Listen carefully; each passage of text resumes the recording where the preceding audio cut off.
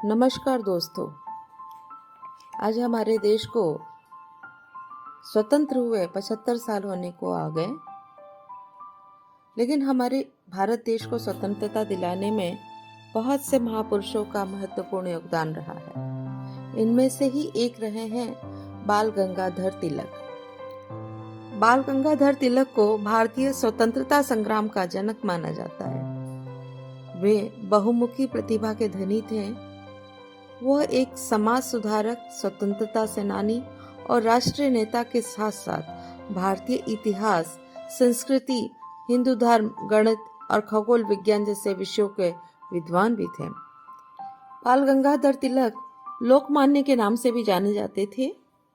स्वतंत्रता आंदोलन के दौरान उनके नारे स्वराज मेरा जन्मसिद्ध अधिकार है और इसे मैं लेकर रहूंगा ने लाखों भारतीयों को प्रेरित किया।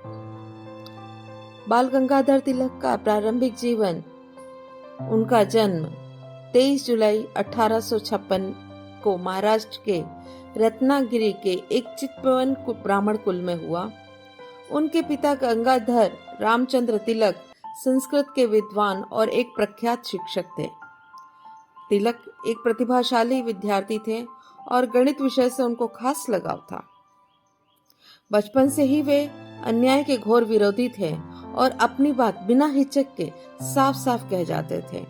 आधुनिक शिक्षा प्राप्त करने वाली पहली पीढ़ी के भारतीय युवाओं में से एक तिलक भी थे।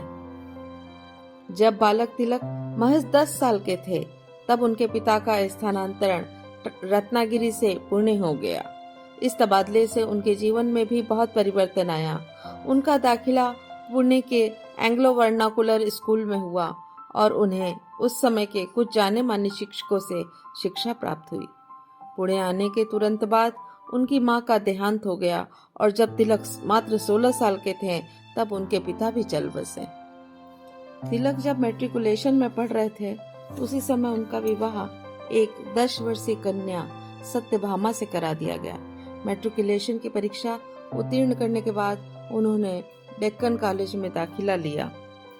सन 1877 में बाल गंगाधर तिलक ने बीए की परीक्षा गणित विषय में प्रथम श्रेणी के साथ उत्तीर्ण किया।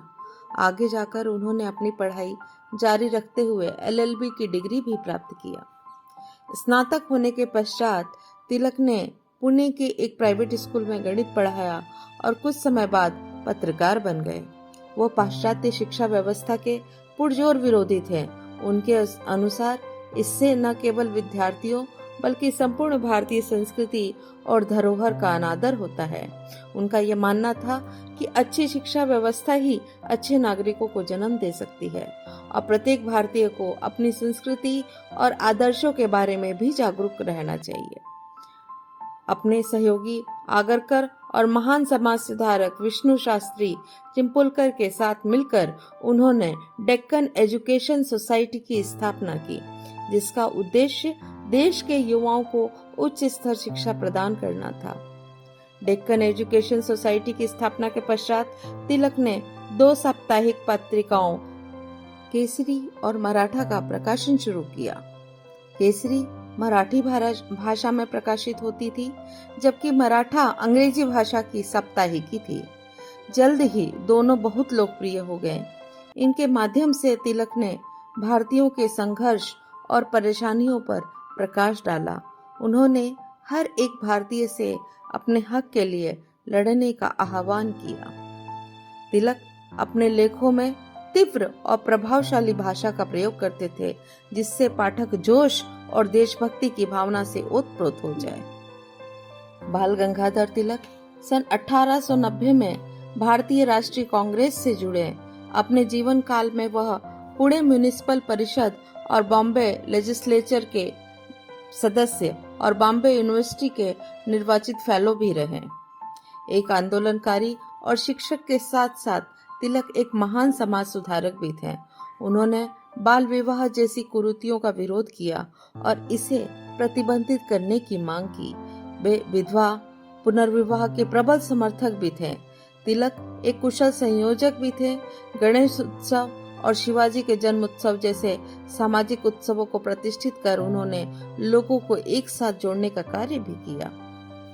सन 1897 में अंग्रेज सरकार ने तिलक पर भड़काऊ लेखों के माध्यम से जनता को उकसाने, कानून को तोड़ने और शांति व्यवस्था भंग करने का आरोप लगाया। 1.5 साल की सश्रम कारावास की सजा सुनाई गई। सजा काटने के बाद तिलक सन 1898 में रिहा हुए और स्वदेशी आंदोलन को शुरू किया। समाचार पत्रों और भाषणों के माध्यम से उन्होंने महाराष्ट्र के गांव-गांव तक स्वदेशी आंदोलन का संदेश पहुंचाया। उनके घर के सामने ही एक स्वदेशी मार्केट का आयोजन भी किया गया। इसी बीच कांग्रेस 2 गुटों में विभाजित हो गया, उदारवादी और अतिवादी। तिलक के नेतृत्व वाला अतिवादी गुट गोपाल कृष्ण गोखले के उदारवादी गुट का पुरजोर विरोधी था। अतिवादी स्वराज के पक्ष में थे, जबकि उदारवादियों का यह मानना था कि स्वराज के लिए अनुकूल वक्त अभी नहीं आया था। इसी वैचारिक मतभेद ने अंततः कांग्रेस को 2 हिस्सों में तोड़ दिया। सन 1906 में अंग्रेज सरकार ने तिलक को विद्रोह के आरोप में गिरफ्तार किया। सुनवाई के पश्चात उन्हें 6 साल की सजा सुनाई गई और उन्हें मांडले बर्मा जेल ले जाया गया, यानी काले पानी की सजा सुनाई गई। जेल में उन्होंने अपना अधिकतर समय पाठन लेखन में बिताया। उन्होंने अपनी प्रसिद्ध पुस्तक गीता रहस्य इसी दौरान लिखी। सजा काटने के पश्चात तिलक 8 जून 1914 को जेल से रिहा हुए। तत्पश्चात वो कांग्रेस के दोनों गुटों को एक साथ लाने की कोशिश में जुट गए, लेकिन उन्हें कामयाबी नहीं मिली। सन 1916 में तिलक ने होम रूल लीग की स्थापना की, जिसका उद्देश्य स्वराज था। उन्होंने गांव-गांव और मोहल्लों में जाकर लोगों को होम रूल लीग के उद्देश्य को समझाया। भारत का यह महान सपूत 1 अगस्त 1920 को परलोक सिधार गया। और इस तरह से हमारे महापुरुष बाल गंगाधर तिलक ने अपनी स्वतंत्रता संग्राम की यात्रा पूरी की।